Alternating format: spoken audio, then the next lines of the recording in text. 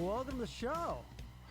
So this is arguably one of my biggest guests I've ever had on the show, the guitarist from Kix, Brian "Damage" Forsythe. So Kix was a big band in the 80s. Their biggest album was Blow My Fuse, went platinum and included the song Don't Close Your Eyes, which hit number 11 on the top 40 pop charts. So that's a big crossover hit, and that's how I found the band.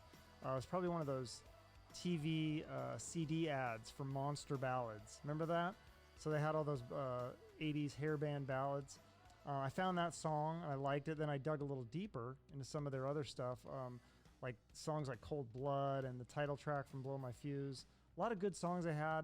I also really like their comeback album from 2014. It's called Rock Your Face Off. So I reached out to Brian, and he agreed to do the interview. It was a lot of fun. And Brian was very candid in the interview. He talked about the early days of Kix, the 90s where he hit rock bottom, and all the way back to his comeback. A lot of great stories. You know, he had run-ins with Steven Tyler and Aerosmith, Bret Michaels and Poison. He has a great story about a band that he was in with Steven Adler, who of course was the drummer from Guns N' Roses. And how he was friends with Johnny Depp back when Depp was in a band. Just a lot of random stuff like that. And then he'll talk about his diet, which consists of only eating meat. So that's kind of interesting. A lot of great stuff. I hope you guys enjoy it. I had a blast talking music with Brian Forsythe of Kix. Here we go. Brian, hi. It's Chuck Shute from the Chuck Shute Podcast. How you doing? Good. Good. Welcome to my show. Yeah, it's good to be here. Thanks for having me. Yeah. So you live outside of Nashville with your cat, and you've been there about a year. How's it going over there? How you doing with the lockdown now? Well, a lot of people ask me that question, and it's funny because Kix. Well, when Kix was up and running, we were doing mostly just fly dates. So, I would just take a lift ride to the airport, jump on a flight, go do shows, and when I come back, I'm just here at my house, like in between shows. So This is actually normal for me. It's just a little extended.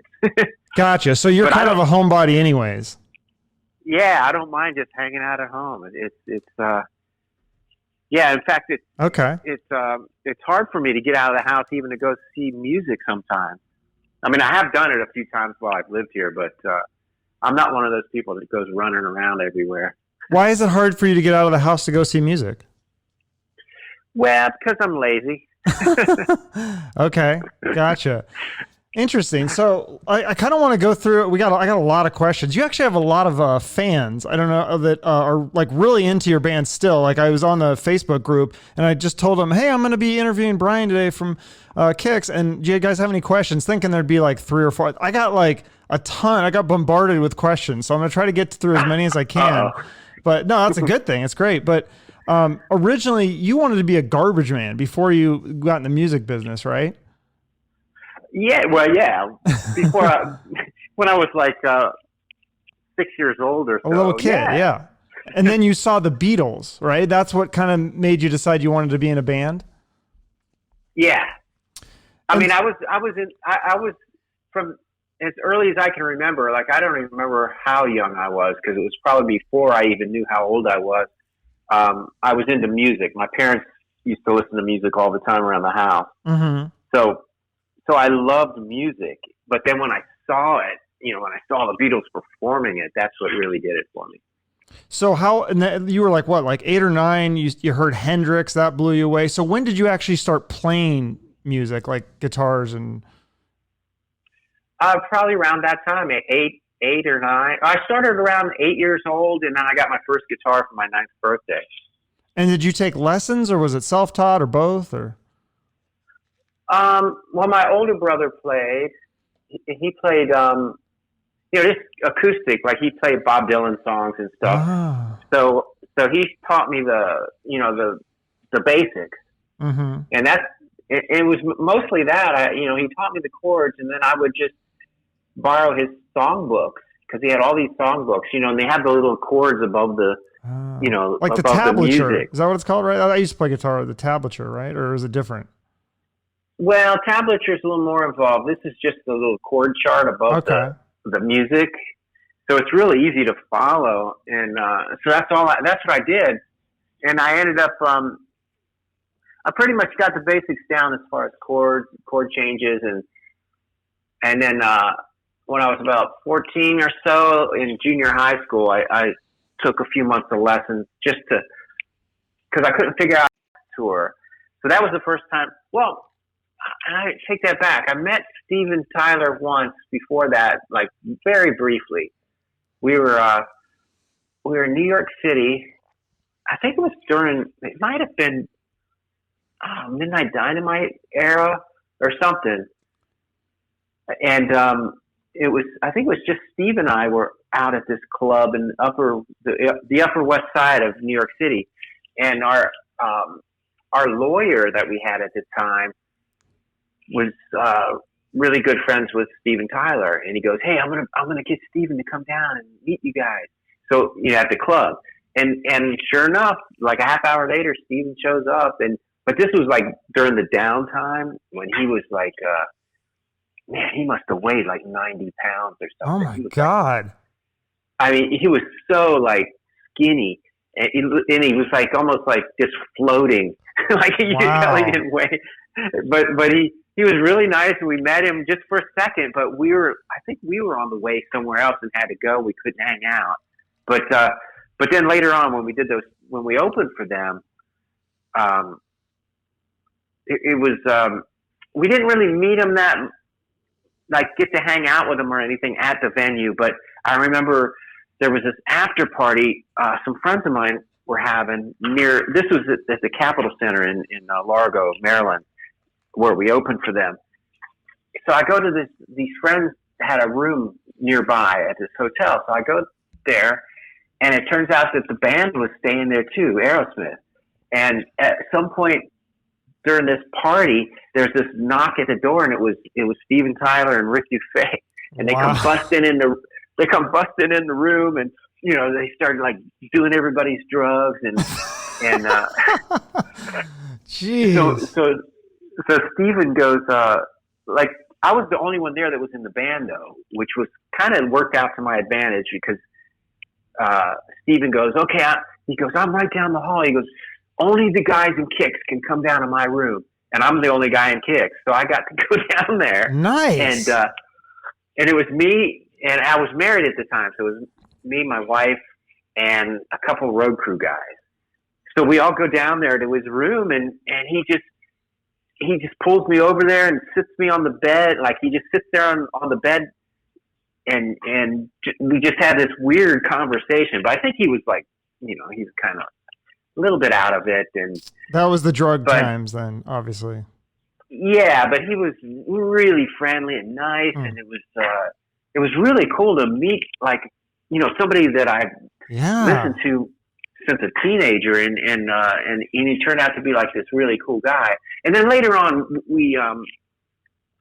I met him a bunch of times after that, and we opened for them on the Back in the Saddle tour, and when Joe Perry came back, so that was cool. And that was when they got sober too, so that was probably a little bit different. That was right before. That was probably the yeah, they just got back together, but they hadn't gotten sober yet. So it was still a very interesting show.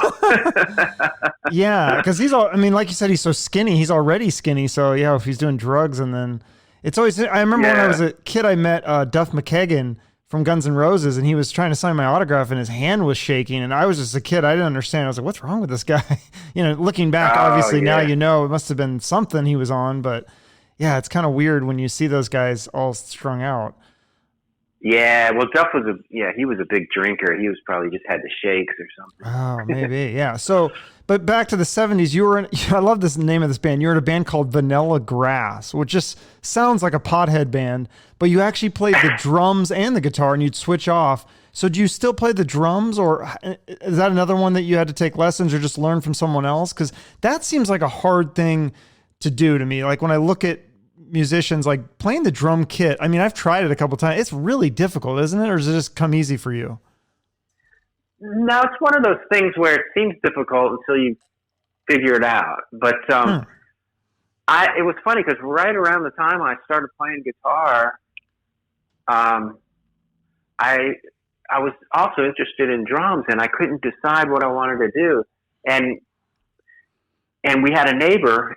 It was like a quarter mile up the road, but it was the next house up the road because we lived out in the country. But he had he didn't have a proper drum set either. But he knew how to play drums. But he built this fake drum set out of where are you from? Where are you calling from? So I'm originally from Seattle, but I'm calling from Phoenix. Oh, okay. So you're okay. So this is an East Coast reference. Okay. But there's a potato chip company called Utz Potato Chips, and they're like a Pennsylvania company. But they used to make these big cardboard barrels of chips, like these big king size things. So this neighbor friend took these barrels and he made this drum set out of them. And I ended up making my own drum set at my house out of the same thing. And that's kind of how I taught myself how to play. And I actually had a proper snare drum because I took snare drum in elementary school. Okay. So I learned how to do all that junk. And then later, like a year or two later after that, when we moved again, and this is after I got my guitar, so I owned my own guitar at that point. And then this friend of my older brothers that lived down the road had a real drum set. He had a set of Ludwig drums. And him and his brother both played, and they're really good. So I used to ride my bike down there, and he would take me up to his room and sit me down and show me how to play. And that sort of got me going. And then later on, I ended up getting my own set of drums. And that's when that band we got together in junior high, I already knew how to play guitar, but I really loved playing drums. So we got that band together, and I was the drummer. Yeah. And but there was the guitar player could also play a little drums too. So so you switched off. Yeah. Yeah. So we would switch, and then it got to where I was starting to get better on guitar than the guitar player, and then we decided to bring in a drummer and just have two guitars. So that's what happened. Oh, smart. Okay. So then I also realized, I could play drums and it was fun, but I think I was meant to play guitar. I don't think I could have made it as a drummer. I don't think that was my instrument. Absolutely. No, you're a very good guitarist. So then you guys started in 77. This was crazy that Kix started in 77, but that's when you started Kix, and it was originally called The Shoes, SHOOZ, but then there was another band with that name. So then you guys called yourself the Generators, but then there was another band with that name. So finally then it was kind of like, it sounded like kind of a last ditch kind of thing. We're like, oh, we'll just call the band Kix because your other guitarist, Ronnie, was in a band called Jax, Jax, and I don't know how he came up with that name, but I'm curious, since you kept getting sued for having the same band name, the cereal company didn't ever try to come after you for having the name Kix? No, we cleared it. We cleared the name, but I think it was because it wasn't a name of a product. I don't know how we got away with it. Because actually, that band Jax was a band that Donnie was in. Donnie, sorry, not Ron. Yeah, he was in a band Jax, Jax, but he was also in a band called Kix, Kicks. Oh, and he took those two names and sort of combined them. Yeah, because he liked it. Yeah. He liked the 3-letter kind of thing. But yeah, so with the name, that was weird. Well, it's just funny because didn't Green Jelly or Green Jello, the band, they got sued by Betty Crocker for having that name, and so then they had to change her name to Green Jelly. So it's just interesting. I guess maybe that was people were a little less litigious back in those days, I guess. Yeah, I don't know how we got away with that, but I know, because the original name Shoes, SHOOZE. The other band was called Shoe. Well, we were called The Shoes. Oh. It's spelled that way, and then the other band was called, I think they were just called Shoes, but they were spelled SHOES. S. Mm. But but they had a song on the radio at that time, so that's why we couldn't use that name. And then the Generators, there was another band there, but sure. But so when it came to that, to using Kix, the record company did the research just to make sure, because they did it, with the other names, and so that's why we had to change those. So gotcha. they did it with this, and I don't understand what the difference was, but we got to use it. That's awesome. Well, so then you guys had the self-titled album, you had the Cool Kids album. So am I correct? Tell me if I'm wrong, but those first two albums, it's kind of a little bit of almost a different sound, almost like a little maybe poppier, or I don't know. How would you describe the sound on those first couple records? Yeah, they are. Well, the first record was, it came out in '81, so it was before, it was kind of early. Where it was coming out of the '70s. There was the punk thing. There was the new wave thing at that time. So there was a lot of other. Yeah, it kind of reminds me a little bit of like the Knack or some stuff like that. Like that's the sound of the time, right? It wasn't as hardcore metal. Right. Yeah, the Knack was big then. The Pretenders. In fact, the inspiration for my guitar tone on the Itch was the Pretenders, because I love the sound of the guitars. Oh, yeah, that's a good comparison too. Okay, so I mean, yeah, it's cool that I was listening to another podcast you were on, and you're talking about, this is interesting how you brought this up, how, a lot of times bands would have one or two albums to make it, and if they didn't make it, the record company dropped them, but your record company stuck with you for those first two albums. I mean, they weren't like terrible, but you guys didn't have like a big hit or anything. You didn't have gold records, but they stuck with you. Was there a lot of struggles for those first couple records? Like somebody mentioned today on the Facebook group, there's a story that Steve tells about a biker coming in and smashing your soundboard back in the early days. Is there truth to that story? Yeah. What happened there? It was in where was that? Warrington, Virginia. Some hole in the wall. It was called Cross Creek, and it was a biker bar, and it was just in the middle of nowhere on this like 2-lane highway, and to get to it, you had to drive off the road on like a dirt road, and it went across a creek, hence the name Cross Creek, and and it was just like this cinder block building, and it didn't even have bathrooms. You had to go to outside to go. There was bathrooms in the back, detached from the building, and it was mostly bikers and just rednecks, and it was a rough crowd, and it was the first show. Like we had played there before, but I think it was the first show there with Steve and our sound man, because our sound man was actually in a band with Steve before we got Steve. We stole Steve from that band, but so the sound man came with Steve. So he was, so it was both of their first shows with us, and at some point during the night, some drunken biker comes in, and I don't know if they had a baseball bat or an axe handle. Like I didn't see it. Our sound man had to deal with it. Was he just drunk out of his mind, or was he mad about something, or what? I don't know if there was a couple different stories going around. Somebody said he was doing it on a dare, or there was some kind of initiation that he had to go do something. I don't know, but he comes in there, and luckily our soundboard was it had like this wooden frame built around it, so he just smashed the wooden frame. It didn't actually hurt the soundboard. Oh, that's good. Luckily. Yeah.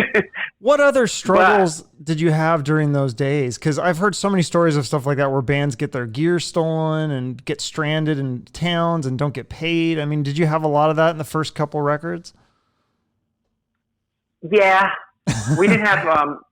Well, luckily we didn't have our truck stolen, because I've heard of that nightmare where everything gets stolen. But I had a few guitars stolen along the way, and then not getting paid. That happened a few times, and there was a couple times where it was like really sketchy. Where and this was the early days, before we had a proper booking agent and stuff like that. But there was a place down in Fayetteville. Is that North Carolina, or it's right on Indiana? the border? I think. No, it was North Carolina, Fayetteville. Okay, I'm terrible with geography. Yeah, and it was some club. It was the only time we ever played there. I can't remember the name of the club, but anyway, we did the show, and the way that we worked it is Donnie booked most of the shows like around Baltimore and in that area, and then for some reason Steve handled all the North Carolina shows. So this was one of the shows that Steve had booked, and at the end of the night we're packing up, and Steve goes back to get paid, and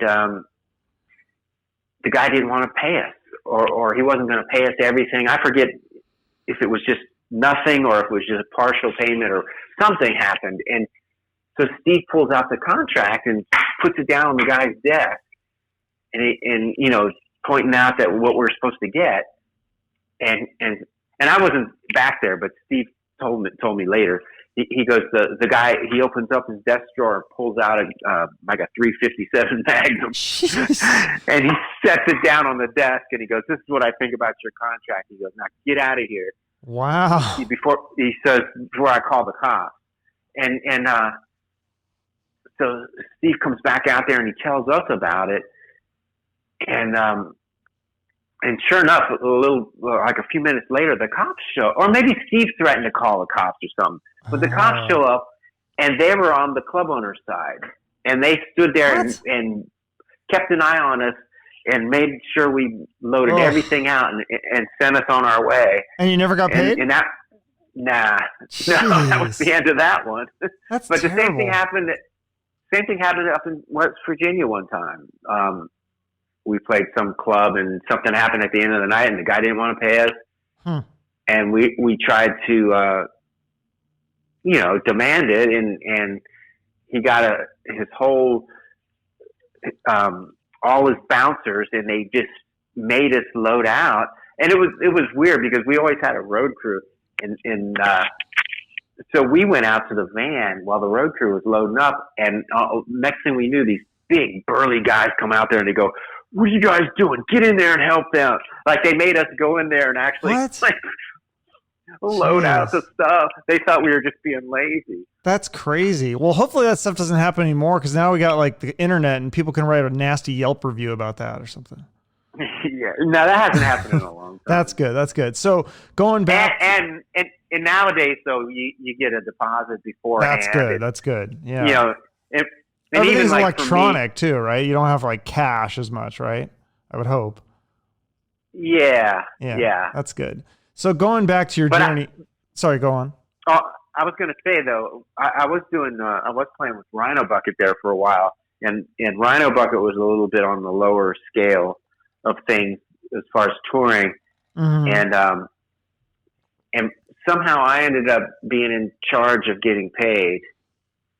And the one thing that I did learn though from all those years of experience is always get paid before you play, because after you play you have no leverage, right? Because you've already done it. Yeah. So that was one of my philosophies when we get to a club, and like an hour before it was time to go on, I'd go back and I'd say, okay, we want our money or we're not going on. Yeah, no, that's smart. Yeah, because otherwise, once you played, you can't do anything. So, but going back to your journey here, so then in '85 you did the Midnight Dynamite album. It was recorded in New York. You know what I really like about that album, especially, is the album cover, because it's a picture of Steve, your singer, holding a microphone that has a fuse at the end of it. It looks like he's holding a stick of dynamite. Who came up with that idea? Do you remember? I think that was a really clever idea. In fact, I think Vince Neil copied it, and his microphone is it has a fuse on it, and it looks like a stick of dynamite. I think he must have got that idea from you guys. Probably. A lot of people steal stuff from us. But I don't know. I can't remember exactly who came up with that idea. I mean, it could have been Donnie, because a lot of times Donnie would come up with stuff like that. Sure. Or it could have been the photographer even. Yeah. I don't know. Or maybe your producer, because the album was produced by Beau Hill, and I think this guy's a genius producer. I didn't realize he was actually accepted to Yale, and he declined that to do a music career. And he's produced for Alice Cooper and Winger and Warrant, Rat Europe. So what was it like working with Beau Hill? I mean, what does that guy add to a record? Well, he had his routine. It was kind of like he had just done that big Rat record, and so he had a system worked out, like the way that he would record. So it was pretty smooth, like the setup, the way he did it. We would set up 2 amps, both Ronnie and I. We'd have one that was just full blast, full on, and the other one was a little cleaner sound, and he would blend the sound. Oh. So he was really good at getting sounds, and that was a rough record, though. I remember the one thing, he did a really good job on it. In fact, he did a really good job on that Blow My Fuse remix thing. Mm-hmm. I thought that turned out really well. Yeah. But I remember back in the Midnight Dynamite days, I really struggled with Beau as far as he worked with Warren DeMartini and Gary Moore and all these like hotshot guitar players, mm-hmm. and he would sort of bring that up with Ronnie and I, and sort of I don't know, it was probably my own insecurities, but it kind of made me feel like inferior and like I didn't really know what I was doing, and it was. So it made it really intimidating when I'd go in there to try to do my solos and stuff, and and a lot of times he wasn't happy with it, and I would have to insist, like, no, that's good, that's the way I want it to sound. So he's a bit of a perfectionist, it sounds like. Well, he was more into the modern, West Coast, finger tapping kind of guitar styles, and Ronnie and I are just basic blues players, really. Oh. I mean, that's what I do. I'm not a hot shot. You're not a Eddie Van Halen, yeah. No, I mean, I learned from Southern rock and right. ZZ Top, Yeah. But like one instance in particular was we were doing Cold Shower, and I'm doing that solo, and I was using my Stratocaster, which it was an old 63 Strat, mm-hmm. and it had this loud buzz, because it's got the single coils, and I remember Beau was complaining about the noise, and he goes, "Can't you use another guitar?" And I go, "No, but this one sounds so good." And I had to convince him. I said, "Listen to any Jimi Hendrix record. You can hear his guitar buzzing. It's right. like it's part of the whole vibe." And I really had to talk convince him to let me use that guitar, because he didn't want me to use it because it was just so noisy. So yeah, it sounds like just maybe different philosophies. You liked a little bit more natural. He wanted more like clean sounding. Yeah. And then, to top it off though with Beau, my one little bone to pick with him was he brought in that other guitar player, Mike Slamer, to play on Scarlet Fever. Oh. And he plays a little bit on Walking Away, way at the end. It's on the fade out. You can hear a little bit of it. But that song Scarlet Fever, it was a newer song that Donnie had just finished with. So we hadn't worked out everything. And I remember Ronnie and I hadn't discussed who was going to do the solo yet. So when it came time to do the solo, there was nothing worked out. Because normally when we go into the studio, a lot of these songs we've been playing, we would play them out live. So we had a lot of the stuff already worked out. So we kind of just go in and play it. Sure. But this one was still new. Mm. So I remember thinking, Ronnie and I always try to divide the solos up kind of evenly. And I said, "Well, Ronnie, why don't you go ahead and do this one?" So he goes in there, and he didn't have anything worked out yet either. And he was just having a problem, with ideas that day. Like, some days you just have those days where you're just struggling with something. And he spent several hours, trying to get a solo down. And he was frustrated. So it was right at the end of the day, and he comes out, and I'm sitting in the lounge, and he goes, "You want to see if you want to try it?" He goes, "I'm just not having any luck." So I said, "Sure, I'll try it." So I go in there, and it was right at the end, and we only had like 10 minutes left or something before we were going to call it a night. And I just went into just to see what would happen. And I ran through it, and it wasn't really, I didn't come up with anything right away. But my way of operating is I asked Beau for a rough mix of the track, and I would take it back to the room and then work on it.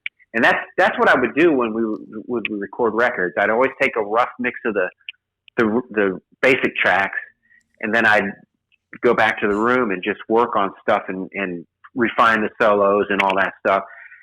So I asked Beau for a copy of Scarlet Fever, and he gives it to me. I go back to the room and I worked out. I got everything together, so I was supposed to be back at the studio at 10 a.m. and I had the solo ready, and this was in the middle of the winter, and we were staying. Where were we on 57th Street or something, or further down? I forget where. It's in New York. Right? It's was. Cold though, yeah. Yeah, freezing cold, and I had to walk to the studio, and so I had to walk up along Central Park up to 60th and Broadway, and I had my Stratocaster case, and it was windy and freezing, and I remember running because I didn't want to be late, and I remember slipping and falling in the middle of an intersection, and the light changed, and all this wall of taxi cabs was coming at me. And my first thought was I grabbed my Strat case and slid it to the curb because I was trying to save the guitar. Wow. But anyway, I get to the studio and I hear this music. As I get off the elevator, I could hear someone playing guitar, like doing this Van Halen stuff. And then I realized it's coming from our studio. And I go there and I go try the door, and the door is locked. No. I'm like locked out. So I'm standing in the hallway and I'm listening to Scarlet Fever, and there's some guy going, playing all this Van Halen over top of it. And I'm going, what? So I go back and I go back to the lounge, and I just kind of hang out and wait. And I'm waiting for them to get done. And then all of a sudden I hear Walking Away come on. And that was one of my songs, Walking Away. It was one of the ones that I was supposed to play the solo. Yeah. And we hadn't even got to it yet. So all of a sudden I hear him playing on that song, and I'm going, wait a minute. Beau didn't even hear what I was going to do. How does, Oh man. You got to be pissed. I was. Because it takes a lot for me to get pissed. Yeah, because you seem like a pretty mellow guy from what I've seen. Yeah, when I heard that, steam came out my ears. Yeah, because he didn't tell you ahead of time, right? It was kind of like you got blindsided. Yeah, right. And so I remember, and I'm still locked out, so I couldn't go in there. And I just remember I was so mad that I was shaking. And I remember walking back, and the rest of the guys were sitting in the lounge, and I just stood in the doorway with this look on my face. I couldn't even talk. I was so upset.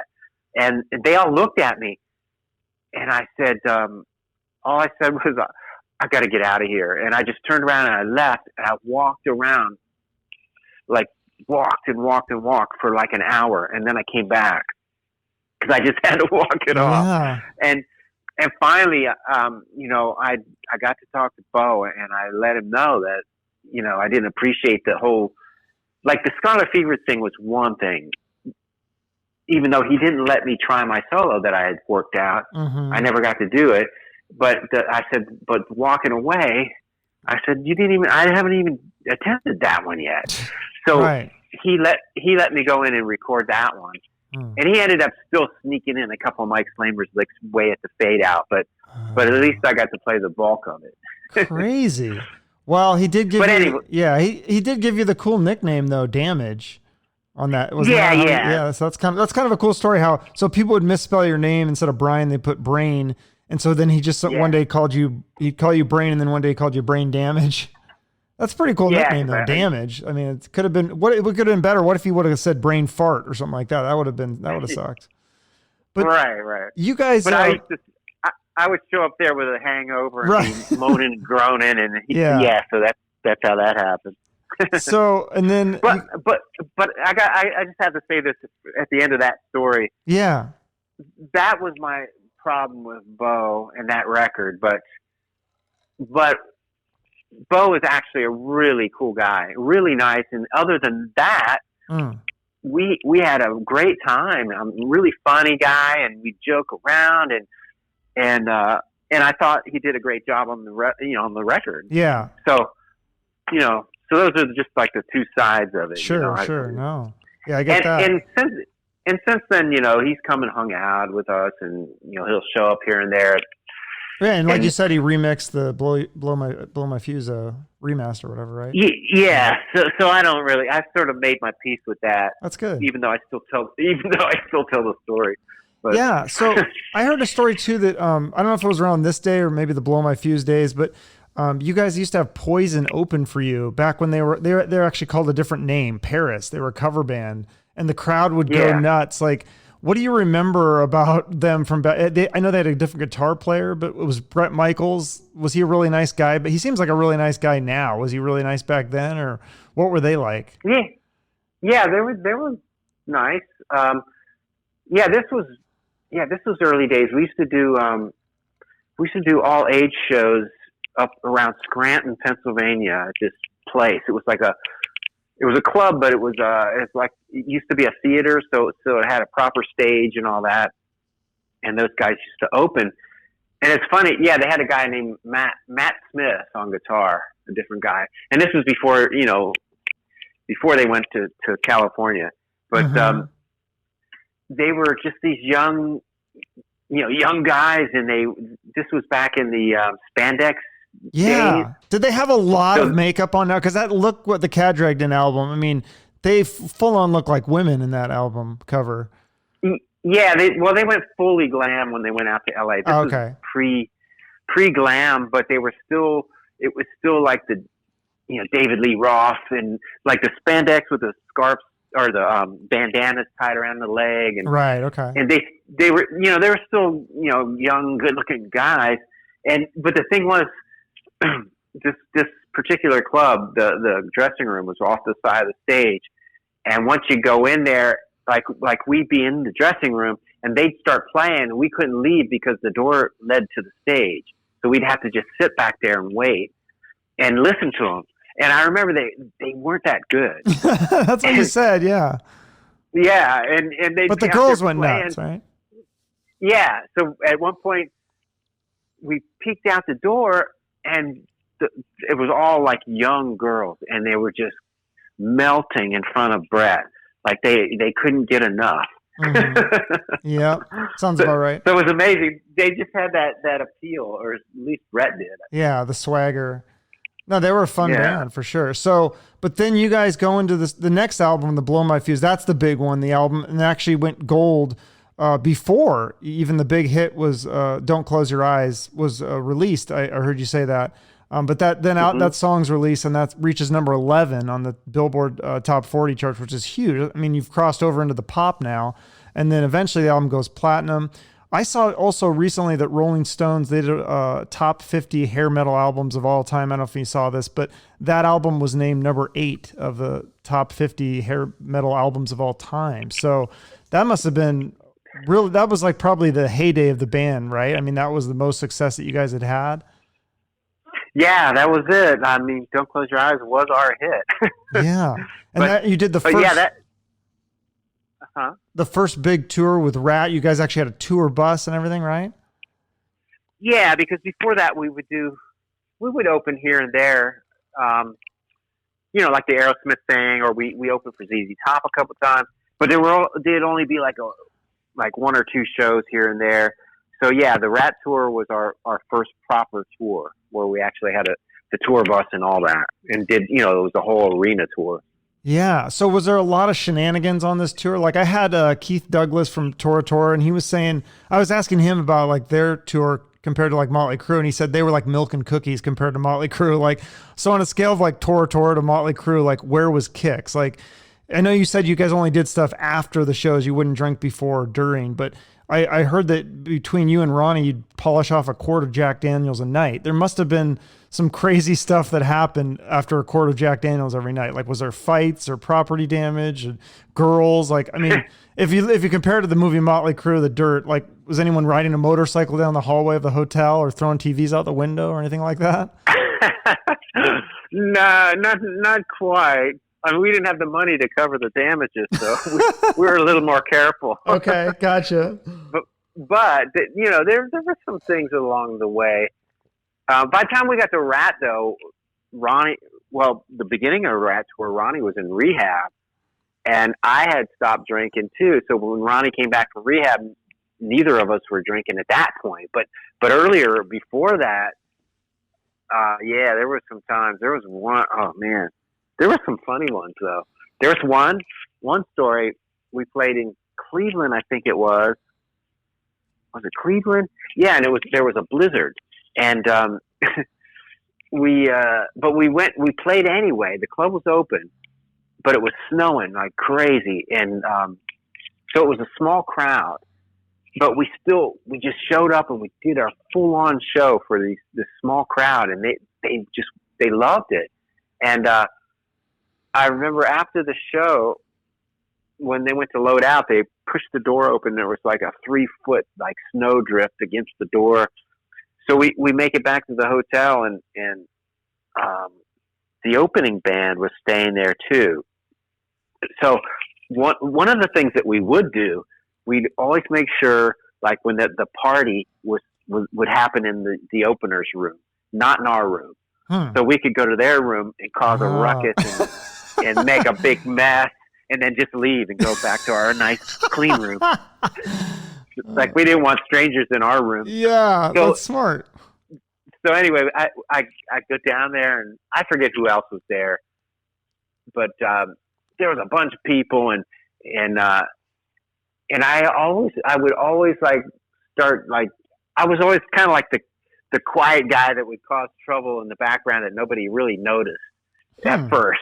Right. And I remember there was some girl there that was friends with the warm-up band, and I was talking to her or hanging out with her, and for some reason I got this stupid idea to I think I was out in the hall and I saw there was a fire extinguisher or something, and I grabbed it and I brought it in the room and decided to I just wanted to goof around, so I lit some toilet paper on fire in the bathroom, and then sprayed it with the fire extinguisher.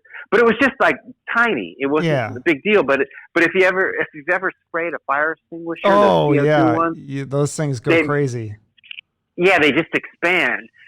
So I light this little fire, and I just go like a short little spray, and then we came out of the bathroom. I think I left the thing in the bathroom, and I was like, uh-oh. So we come out of the bathroom, and I close the door, and we're standing there, and then one of the guys whose rooms it is, he comes over and he goes, "What's going on over here?"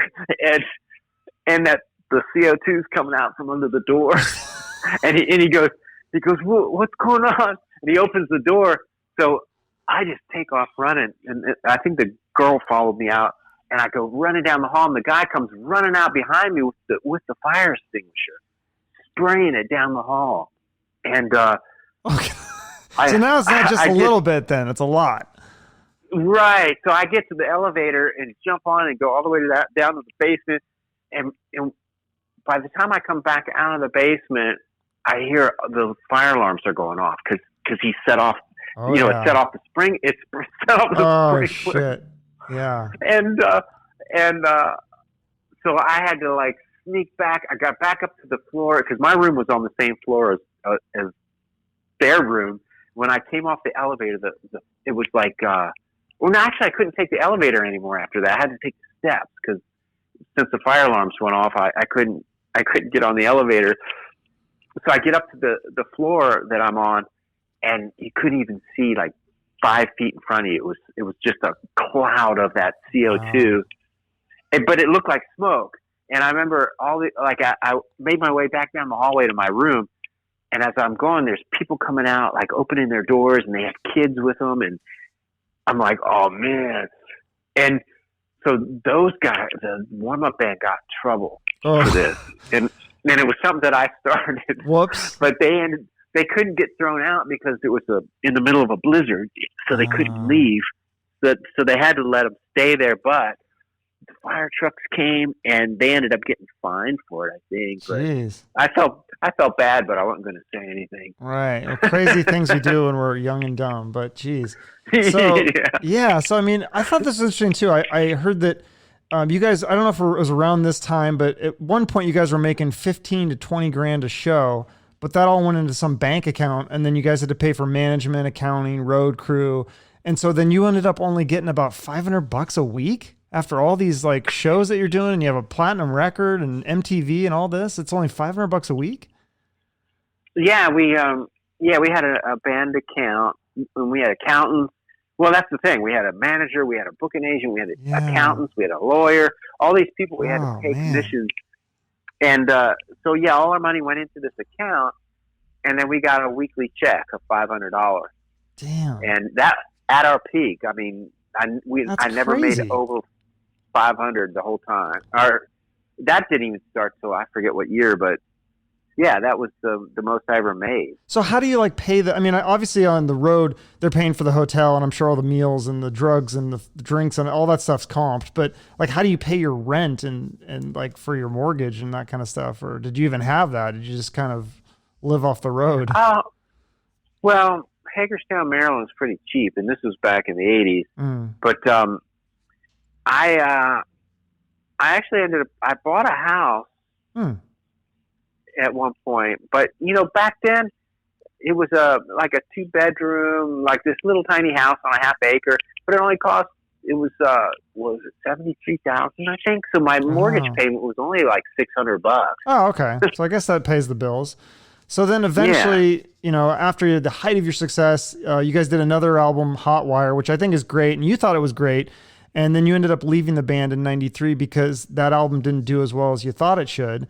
The grunge scene kind of came out in the 90s, which rubbed you the wrong way. And then you moved out to LA. And I remember seeing this in a documentary on MTV. It was you. I was going to ask you about this because I thought it was you, but I wasn't positive. But then I heard you talking about it. You were painting billboards for your brother. And you were still doing bands at night, right? But you were, to pay the bills, you started as a sweeper in his warehouse, right? But then you were painting billboards, right? Yeah. When I left the band, my plan was to move. Well, I actually put a band together before I even got out there. But my plan, was to move out there and continue playing music. But so I lined a job up with my older brother because he owned a sign company, and that's where I started. And I did. I started. He just was helping me out, so he hired me like $10 an hour or something to just clean up around the shop while him and my other. Well, he had a few guys working for him at that point, and they'd be out painting, and I'd be in the shop just doing stuff around there. And then he. Right away he started training me how to paint, but it took me a little while to learn how to do lettering and all that stuff. But as soon as I got up and running, he teamed me up with one of the guys that worked there, and we'd go out and paint these billboards. How humbling is that to go from hanging out with Stephen Perry and Aerosmith and opening for all these crazy bands and having a platinum record and being on MTV, to go from that to sweeping floors and painting billboards? I mean, that's got to be humbling, right? Or what was going through your mind mentally at that point? Yeah, it was a little bit. Well, yeah, because like I said, only making $500 a week, I didn't have savings or anything. Yeah. So, I had about as much money to last me about 2 weeks when I left. Jeez. And so I had to work, and I just sort of did it, and it wasn't too bad, except my brother, his company, he had the sign part of the company, and he was partners with this other guy that had it was like the construction side of the company that actually hung the boards and did the maintenance on the boards. So the guys that worked over there were these rough and tumble guys that drove the crane trucks and all that. And I remember a couple of times, this one guy, oh man, he would come in and he would give me such a hard time because he knew who I was, and he would just make fun of me. Wow. You know, like, this is a lot different than, you know, I forget what he would say to me, but I would just ignore him. I didn't try to let it. You're getting bullied. You're getting bullied as an adult. That's crazy. Yeah. Wow. So this is kind of a dark time for you, because this is kind of when you slipped more into the drugs and stuff, and you started smoking crack and doing heroin. So I got to ask you about this, though. I know that you had some offers you had an offer to join Andy McCoy's band. You turned that one down, but you were in a band. Did I hear this right? You were in a band with Steven Adler, and somehow, I mean, you must have been on pretty bad drugs, because Steven Adler fired you from the band, right? Or his girlfriend did? Which band was this? And you got to tell me the story of how you got kicked out of a band from, like, how did Steven Adler fire anyone at this point in his career?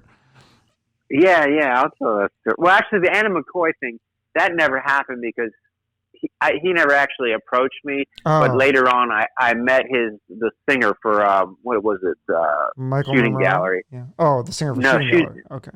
Yeah, and he told me that Andy was talking about, like, they were trying to find a guitar player, and my name came up, but Andy said, he'll never leave Kix, so he didn't even bother to contact. That was when you were still in Kix. Okay, gotcha. Yeah.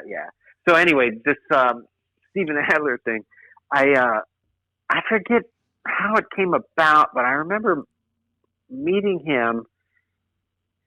We met at Jerry's Deli out there in Studio City, and to talk about doing some music, and he wanted to put together a band that did like covers. Oh, interesting. And do like a residency at one of those clubs. I think it was Billboard Live maybe at the time. I forget. But so anyway, I met up with him, and we're talking, and I was starting to get into the drugs at that point. Mm-hmm. And Steven was actually clean at the time. Oh, really? Okay. But because of his experience, he could tell that I was high. Sure, he knows what that looks like. Yeah, I think he's experimented a time or two. Yeah, and I would know. Now that I'm experienced, I would know if I saw somebody, just the pinned eyes and all that stuff. You can tell. Okay. And so he looks at me, and so he brings that up, and he goes, he asked me about it, and I said, yeah, and he goes, you got any? And I said, yeah. Oh no, I goes, no, you know what? Because I knew he was clean at the time, and he was poking around to see if I had any on me, and I'm like, no. I said, I don't want to be responsible for that. I said, I can't go there, and he ended up talking me into it. He goes, no, I'll take complete responsibility. And anyway, long story short, we took a ride, and he ended up doing some of my drugs, and then he just went off the rails. I don't know if you ever saw that. Did you? Oh yeah. Did you see it? Celebrity Rehab show. Yeah. Well, that's once he starts. He's like overboard, and so that's what happened. And I'm, when we started getting it took a couple weeks to get full blown, but we started rehearsing, and the next thing I knew, he would be knocking at my window at my apartment, like early in the morning, because I guess all his drug connections had been cut off at that point. So he'd come over because he knew I had some. So he'd be at my place, and then he'd go, and I go, what? I try to tell him, no, I need this stuff, and he would say, well, he goes, I'll buy you more. So it ended up this thing where he would just hand me money, and I'd have to go downtown, buy all these drugs, and then I'd get my share out of it, and he'd pay for it. But that's how he kept it going. And but it got worse and worse and worse, and he didn't actually fire me. What happened was he got his girlfriend. It was obvious he can't hide it. Yeah. He got so bad that there was no way he could hide it, and so she just like blew up on him he comes home. I guess they did an intervention. I think that's what it was. Oh. And he blamed the whole thing on me. Like he just didn't take any responsibility, like he said he was going to. Yeah, right. So I remember I was, I think I was still working at the time because this was right near the end because I at some point I couldn't work anymore, but I was still working. So I get home from work and it's like 2 PM, and there's a message on, and this is before cell phones. So there's a message on my answering machine, and I hit play, and it's Steven's girlfriend. Uh-oh. And she's screaming into the phone.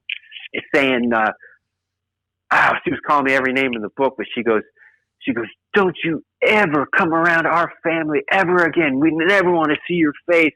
And she goes, and if you want your, like my amp and stuff was at Steven's rehearsal place. He had like a lockout. Okay. And she goes, if you want your equipment, it'll be in the alley outside the rehearsal. Jeez. Or she goes, and she told me what time, or she goes at noon or something, and it was like 2 PM, and I'm like, oh man. Shit. So I jumped in my car and I sped over there, and sure enough, there's my stuff, and it had like a packing blanket over top of it. But it was like Marshall cabinet, my vintage basement head, and it's just sitting out in the alley in North Hollywood, and I'm like, ah.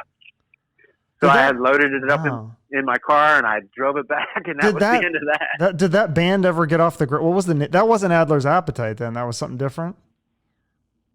Yeah, this is just I don't even know if it had a name, but they ended up he ended up recruiting Ronnie into the deal at some point too. Ronnie came out, but I don't think that ever. I don't know what happened. I know they did a couple shows, but it didn't last very long. Gotcha. Well, then you ended up going to jail. You ended up getting sober, though. And then years later, then you end up reuniting with Kix in 2003. Steve calls you. You hadn't talked to him in 10 years. And you guys decide that you're going to reunite the band, but you're not bringing Donnie in because it sounds like Donnie and Steve had quite a bit of a blowout, right? Like it's said that Steve had called Donnie up one time because he was going to use some song that he had written, and Donnie just went off on him about something, and then he was really mad that you guys reunited without him, and so he sent a really nasty email to the producer. Have you had any words with him since then, or what? I mean, you still don't talk to him?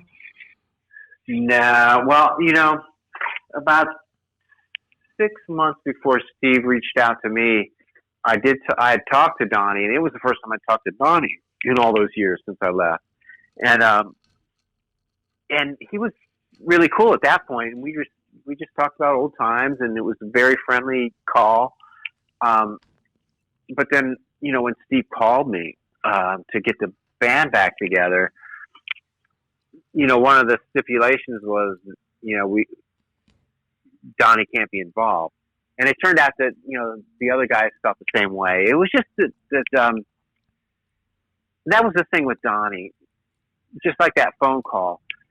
I mean, he could be the nicest guy, and to hang out with him when you're not working, he's the nicest guy, but to work with him was a whole different story. It was like Jekyll and Hyde, and so nobody wanted to deal with that again. And really, the real reason when we first got back together, we didn't even realize we were really getting back together. We were just going to do a few shows, like a few handful of reunion shows. That's what we were planning. And we wanted to make some money and just have some fun. And we knew if we brought Donnie back into the picture, neither of those two things would happen. It was really that bad working with them, huh? Yeah. So that's why we didn't do it. And then, we had no idea it was going to take off like it did. Well, yeah. So the album, it's on the Billboard Top 100 or Top 200. It's at number 48.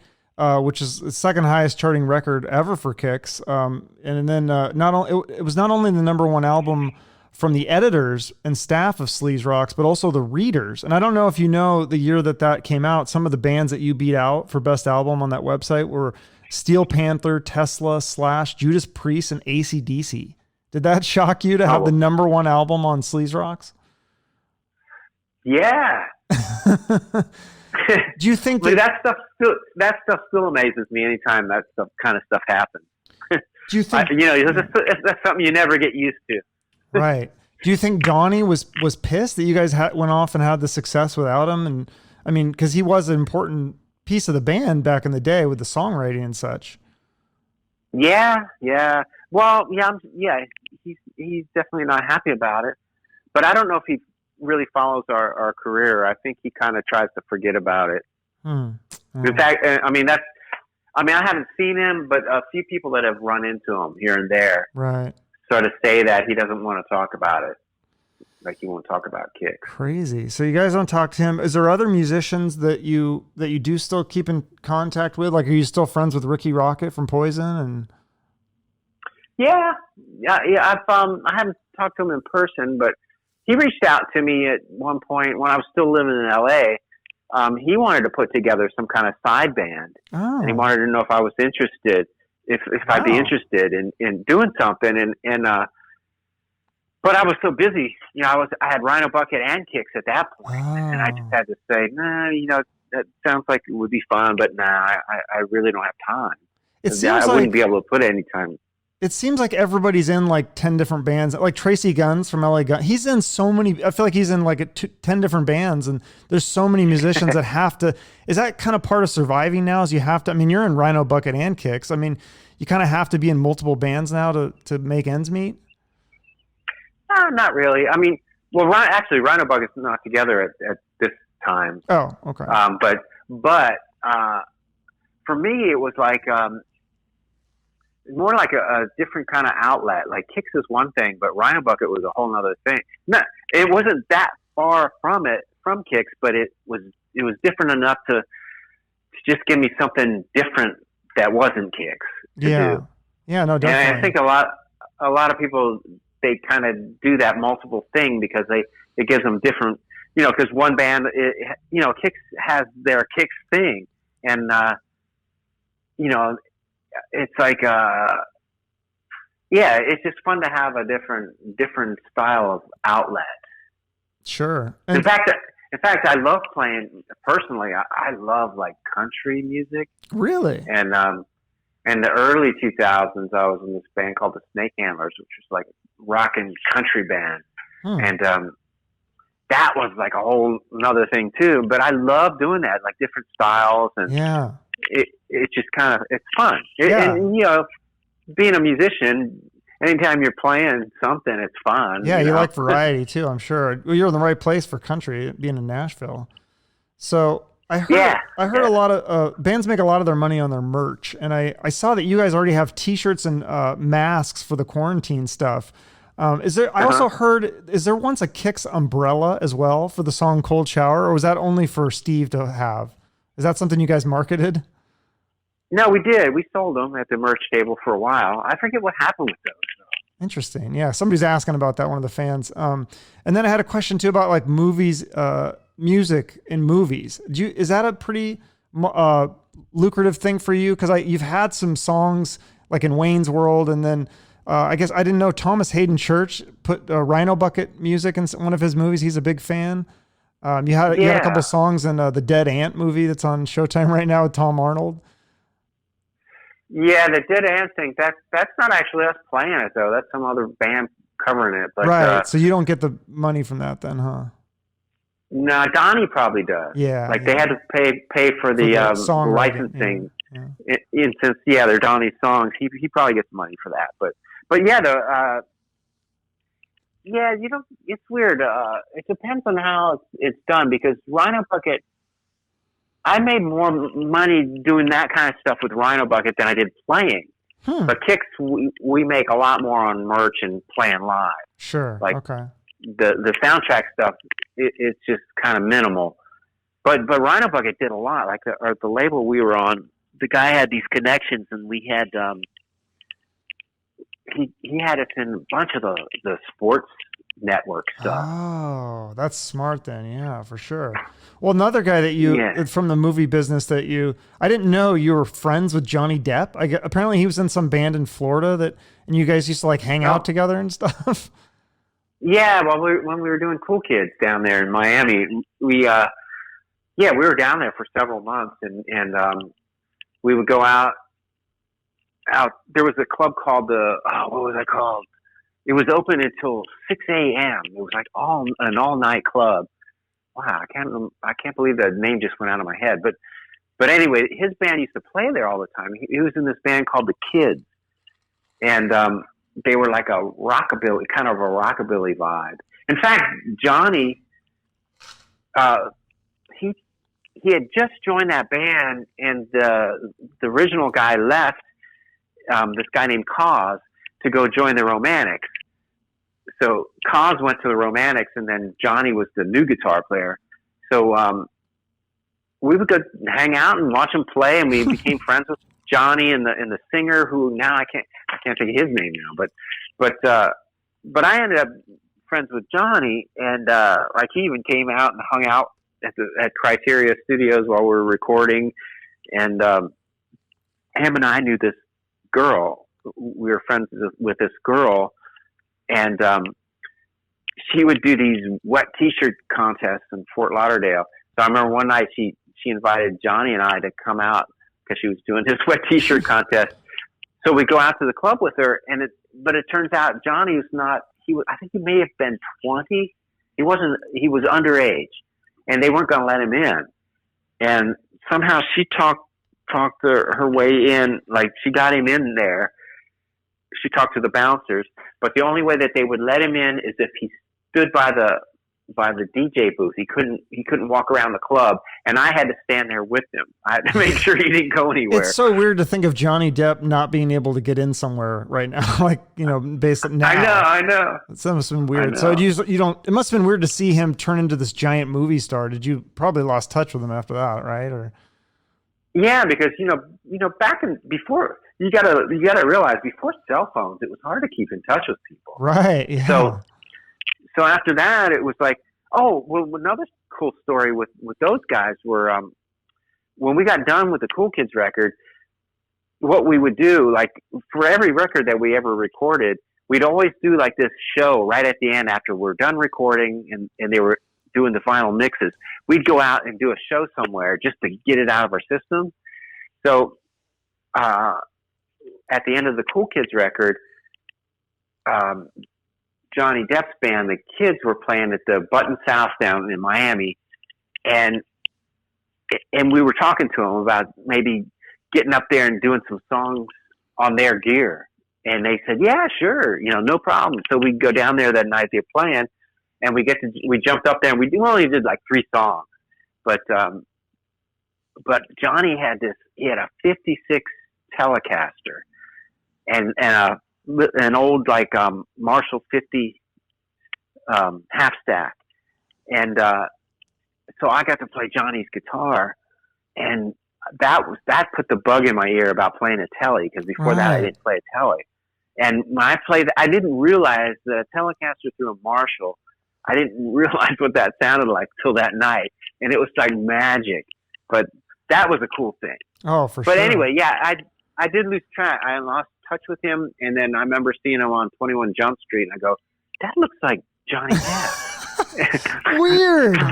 And it was like, so weird. That is him. Wow.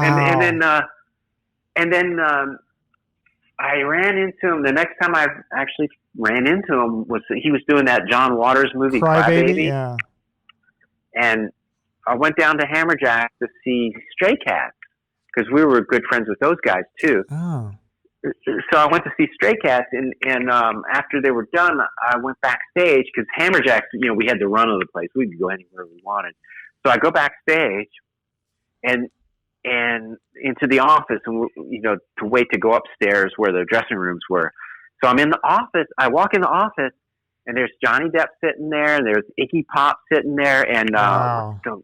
what's the porn star girl? Jenna Jameson? Or? No, it's God, I can't believe I can't remember that. But anyway, but there's Johnny, and I'm like, I go, hey, I didn't know if he'd remember me, and I go, you remember me? And he goes, yeah, sure. And so we start talking, and I was like, you still have that Telecaster? And he still had the Tele, and wow. and then the other cool thing was I got to meet Iggy Pop. I'd never met him before. Yeah, he's a legend. Oh man, he was so cool. And he goes, and it was right when "Don't Close Your Eyes" was taken off, and Iggy knew the song. He goes, "Man," he goes, "Yeah, you guys' song's doing really well right now." That's awesome. Wow, that's got to be surreal. And then you actually got to do a little acting yourself. You're in a couple movies, and then and now you kind of have like a YouTube cooking show. Yeah, sort of. Yeah, I don't know. That's You're like, big into the paleo. It's not even the paleo. What is it called? The carnivore. You just eat. I'm really fascinated by this. You just eat meat. I mean, I've had some vegans on my show, but I've never had someone that only ate meat. Is that how the diet goes? Am I right? Yeah. Uh-huh. Yeah, well, I got into it. I really, after I went through the whole rehab and getting sober, I really, that's way back then is when I started trying to get healthy again. I started jogging and doing all this stuff. And I tell this story too. The first gig when I flew back to Baltimore to do the first reunion show with these guys, it was the first time that I actually saw Steve face to face since for 10 years, and Steve was in such good shape. It inspired me. And so I started trying to get in. I mean, I'd already been running and riding my bike, but nothing like that. Like I saw Steve and I was like, oh man, I want to get in shape. Cause Steve looked like a young Iggy Pop at that point, okay. And I just remember, I remember asking him, how did you do that? So I started with the physical part of it. And then the more I got into that, I started learning about the nutrition part of it. And I initially, I don't know if you've heard of bulletproof coffee. Yeah. Where you put the butter into your coffee. Yeah. Well, the guy, Dave Asprey, is the guy that started that company. When that first came out, that like opened my eyes to like the whole fat adapted thing and the keto thing. Right. And that's what it sort of opened the door. And I started, it took a long time though, because I'm such a carb sweets addict. Sure. I love like sweets and cookies and cake, and I love all that stuff. And that was the hardest thing to give up. But it was sort of a transition, but I got into keto, got off the sugar and the carbs and all that junk. And then I really got into like the whole science behind like cholesterol and all the myths that go along with that. Right. So your cholesterol is good because it's about the ratio. You have high cholesterol, but the ratio from your good cholesterol to your bad cholesterol is really, it's a good ratio. So that's what it's really matters. Is that correct? Well, it's the ratio between the HDL and the triglyceride. Yeah. Those are the numbers that count. But it's weird that the doctors only look at LDL and total cholesterol, and if that doesn't match their numbers that they want to see, they'll try to put you on statin drugs, which is that's like the death wish when you get stuck on those things. Yeah. So anyway, and you have no calcium in your arteries. You had a CAC scan or something. That's a perfect 0. So everything's good. Yeah, because even though I know that with the cholesterol ratio thing, even though looking at that, it tells you that you're right. I still had the people going, "Oh man, you're going to have a heart attack and this and that." So I go, "Okay, let me go get that test done and I'll prove it." Mm-hmm. So I went and had the CAC score thing done, and it came out a perfect 0. Perfect. And but even before all that junk, the whole cholesterol and the diet and all that stuff's all intertwined. And I started learning about the carnivore thing. I stumbled on that through McKaylee Peterson, Jordan Peterson's daughter. I don't know if you've heard of them, but she had horrific like autoimmune issues. Like she had from like early age, like 5 years old, she had like severe arthritis and like these skin problems. And I think the skin problems may have come later as a result of all the drugs they had her on because of the arthritis.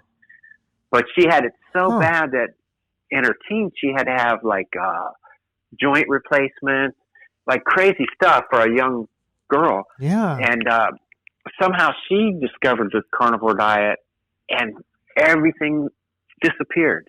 Her arthritis went away, her skin problems went away. Like it just fixed everything. And I remember hearing that story and just being fascinated by it and thinking, I've always had like back problems and gut problems and all this stuff. And I thought, well, maybe I'll try that for a month and see if it helps. And so then I went from keto, and already I felt better on keto, but not quite there yet. And then when I went total carnivore, it just fixed everything that seemed to be wrong. Wow. And I feel so much better. Like all those workouts I was doing, like before carnivore, I was what you would consider a pescatarian. Fish, so basically, I was basically a vegetarian that ate fish. Okay. So other than the fish, I didn't eat any meat. I didn't eat anything. So jumping into the carnivore was a whole it's a 180. It was weird, but I did it, and I remember within 2 weeks, I felt so good, and I remember all those workouts that I had been doing, like I had gotten healthy, but until I went carnivore, that kicked it into overdrive, and all of a sudden I saw results like right away, and my body just like came into shape, and like all these things happened, and my guts weren't bloated anymore. I didn't feel like swollen. And do you ever have a cheat day or anything, or do you ever give yourself a break? Early on, I would bounce back and forth. I'd do keto for a few weeks, and then I'd go back to carnivore for a week, and then I would just sort of bounce back and forth. So I'd go from just strictly meat then back to some vegetables. But the thing was, this is when I still lived out in LA. I was in this relationship, and that ended as a result of my carnivore diet. It was only because it freaked her out when I started eating meat. She goes, I don't know. I thought I knew you, but I don't know you. Like, jeez. Like this whole. But I think it was more than just the meat. I think it kind of must have been opened her eyes to more underlying problems that we were having. And so anyway, but with that, so that's why I didn't really jump completely head on into the carnivore completely, because it was a little hard to deal with at home, because every time I'd cook bacon, she would just storm out of the house and go. It would cause problems. So gotcha. That didn't happen until I came here to Nashville. I now I'm by myself. I can do whatever I want. Oh, that's nice. Cook whatever I want. So that's when your fans. Yeah, I was going to say that. Yeah. Your fans were wondering if you're going to open up your own restaurant or have your own cookbook at some point for this stuff.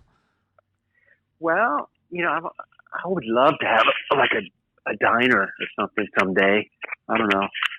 That would be fun, but I don't. Yeah, people ask me about a cookbook all the time. But the thing is, I love to cook, and I have that little cooking video show thing. Yeah, and your social media, if people follow, I remember following you on Instagram thinking I'm getting updates about Kix and hanging out with musicians and music stuff, and it's almost all food, which I like. I'm like, I actually enjoy this though. I'm like kind of curious about, because you'll post these, duck eggs and things that I've never seen.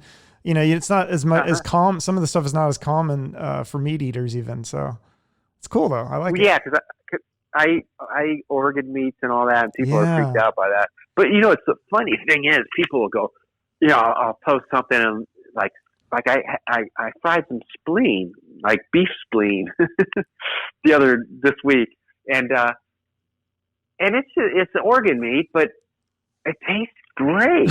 Like it tastes. I'll have to try that. It tastes like chicken liver, and I fried it with I use like pork panko to bread it. Oh so yeah, I just got some of that stuff.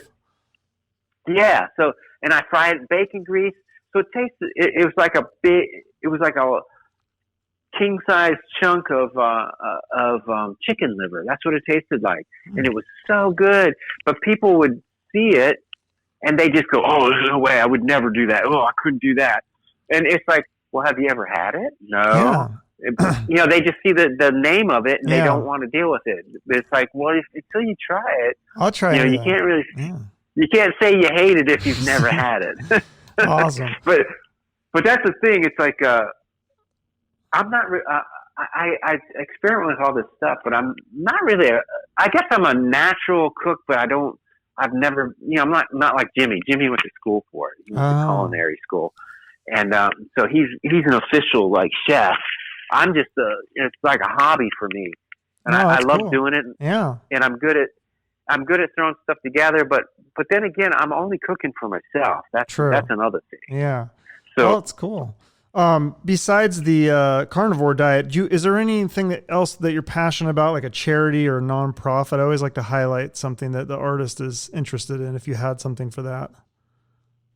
Oh, that's a good question. I think I told your management. Maybe she didn't tell you. I'll blame her. No, I think that I remember her mentioning it in an email, but I never think I had.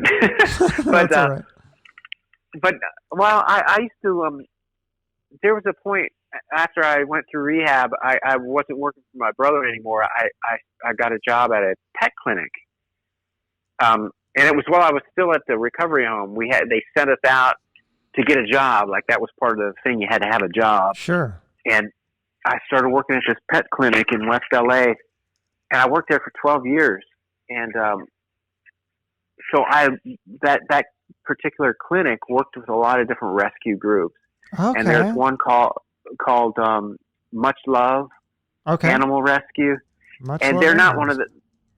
Yeah, there was a few larger ones like the Lang Foundation that they worked with, but Much Love was a smaller operation, and they were kind of a struggling rescue thing. That I don't even know if they had I don't even think they had an official like a kennel anywhere. I think they just fostered out they'd rescue animals and just foster them out, and people would take care of them at their homes for them until they'd be adopted.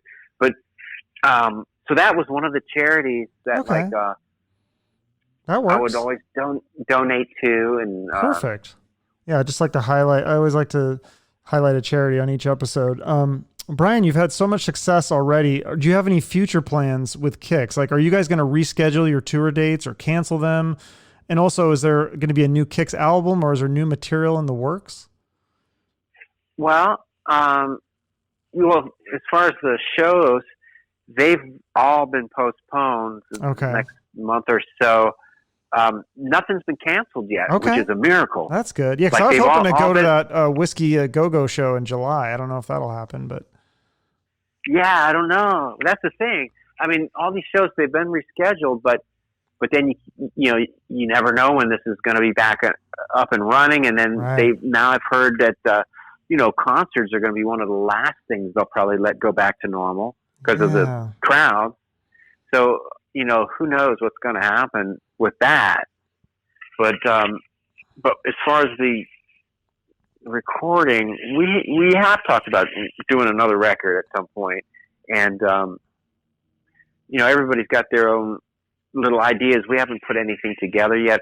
I've heard a couple. Steve sent me some MP3 files of a bunch of his songs that he's been writing.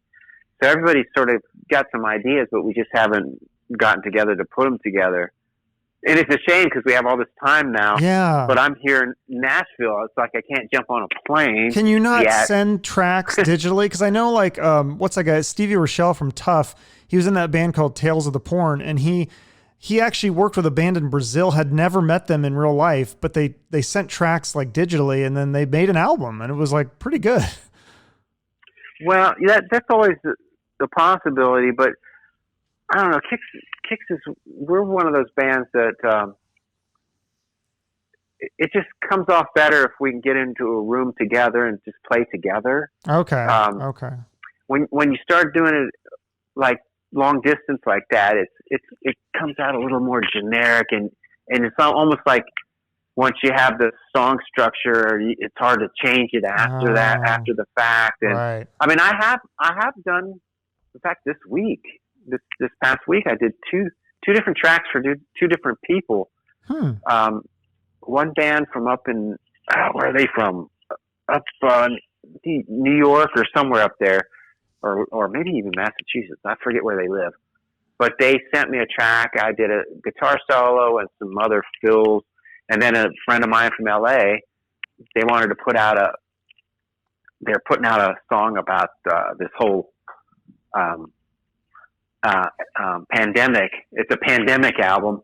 So they sent me a track to play on. So I do that kind of stuff. But that's easy because they have the song. Yeah.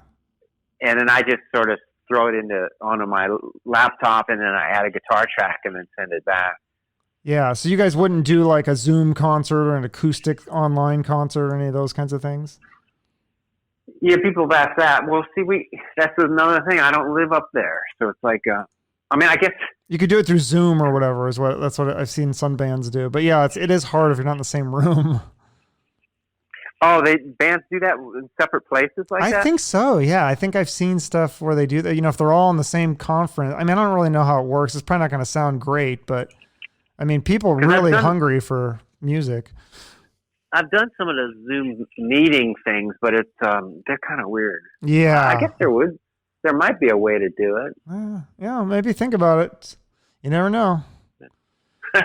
All right. Well, thank you so much for coming on my show. Everybody make sure to follow Brian on Facebook, Instagram, and Twitter. I think you're on all three of those, right?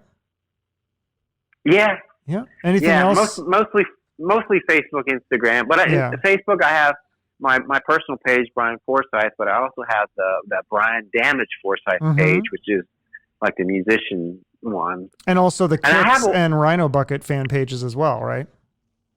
Yeah. And I do have a personal website, but you know, I never mess with that. Okay. I'm mostly on Facebook. And the YouTube show, the YouTube cooking show that you got is kind of cool. Oh, that! Yeah. I can't forget that. Yeah. You know, I don't even think I have a like my channel doesn't even, I don't know if they name channels or whatever, but anyway, yeah, I'm on there. All they have to do is search your Brian name. Forsythe, yeah, it'll all come up. Yep. That's how I found you. Yeah. Cool. Well, thank you so much for coming on my show. Is there anything else you want to promote before we end this? Well, regarding the YouTube, anyone that checks it out, give me a thumbs up and hit the subscribe.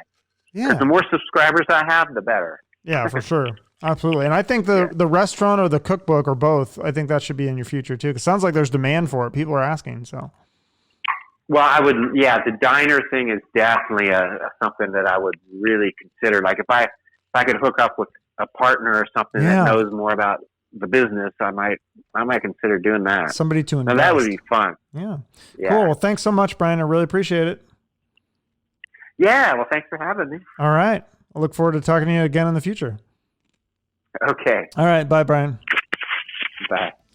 Well, thank you all for listening and making it all the way to the end. I hope you enjoyed this interview as much as I did. I learned a lot about Brian and Kix. So many interesting things. Shout out to Lisa Rose and all the people in the Kix fan group on Facebook.